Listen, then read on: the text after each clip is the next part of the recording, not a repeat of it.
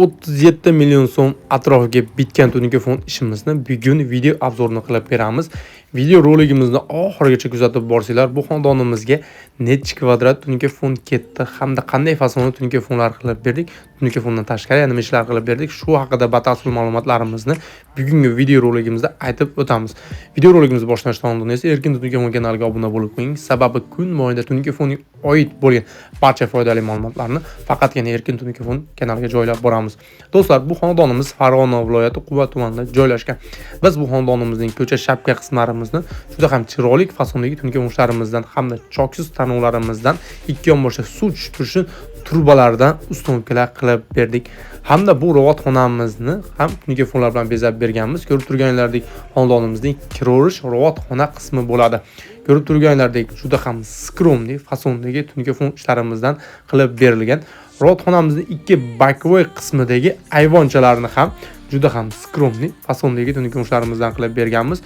Modasi o'lmaydigan fasondagi tungi fonishlarimizdan 5, 10, 15, 20 yil o'tsa ham bu tungi fonlarimiz modasi o'lmaydigan bo'lib, shunday fasonlarda qilib berilgan. Hamda bu xonadonimizning ichkari shapka qismlarimizni pulni aylanasiga tungi fonlar bilan bezab berilgan.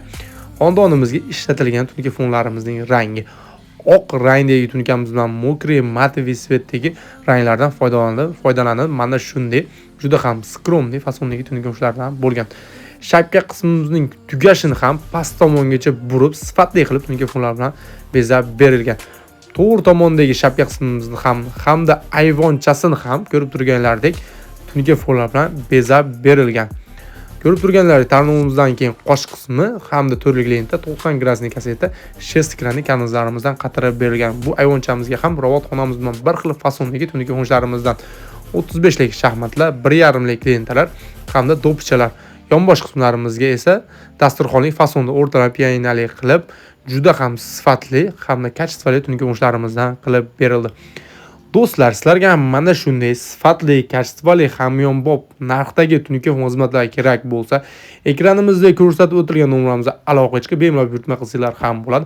Agar sizlar musofir yurtdan bizni kuzatib borayotgan bo'lsanglar, shu nomerimizda Telegram, WhatsApplarimiz ishlamoqda. Xohlagan vaqtlarda SMS yozsanglar, sizlarga har doim javob beriladi aziz do'stlar.